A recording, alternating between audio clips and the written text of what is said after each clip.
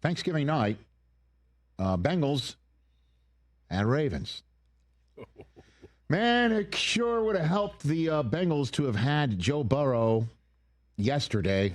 But with him coming back from his toe injury, even though we were like, RES Consulting, we united, we put a reputation on the line. Not good for RES Consulting. We're like, this guy's playing. And Zach Taylor's like, no, he's not. Because I guess they're like, with his toe being surgically repaired, 2 games in 5 days, no thanks. We'll just save him up for the Ravens. We'll try and get past the Patriots with Joe Flacco.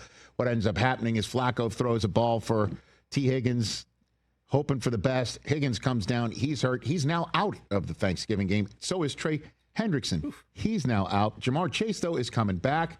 And so, does it appear, is Joe Burrow. I anticipate him playing, but we'll continue to work through the week. I'm not going to declare that definitively. Work through the week, coming off an injury. He's done everything he could. He put himself in a position to do his best to play yesterday.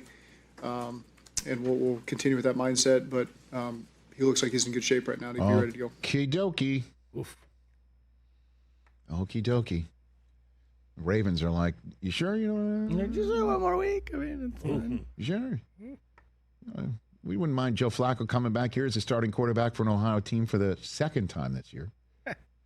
Because that happened, as we all know, in week 2, and it did not go well for Cleveland. As a matter of fact, it was the only win the Ravens had in their first 6 contests this year, and they have now won 5 in a row. With Lamar Jackson not looking very good, to be very honest with you. Second time in a row, he had no touchdown passes. By the way, wound up guillotining you and me because I took him from your team. Oh, and you getting? It's not looking good. As a matter of fact, it's 100%. Oh no, Rich is out. Chopped, chopped like broccoli. Oh, kind of stinks, don't it? Not great. Broccoli.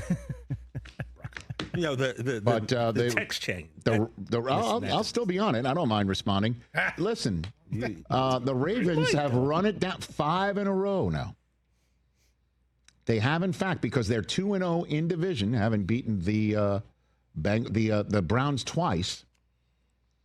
That 2-0 is better than the 2-1 in division for the Steelers because the one time Joe Flacco won as the quarterback for the Bengals in support of Joe Burrow. In his 6 starts, he's 1-5 since the Bengals took a shot at acquiring him from Cleveland, thinking he's better than Jake Browning. The Steelers lost that game. They're 2-1 in division. So both at 6-5 now. The Ravens enter Thanksgiving night against the Bengals in first place in the AFC North.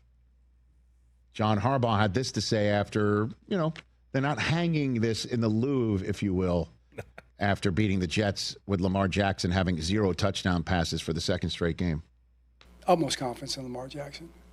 He's he's my guy. He's our guy. He's our quarterback, and Lamar's doing what he needs to do. He's winning football games, and it's not always pretty.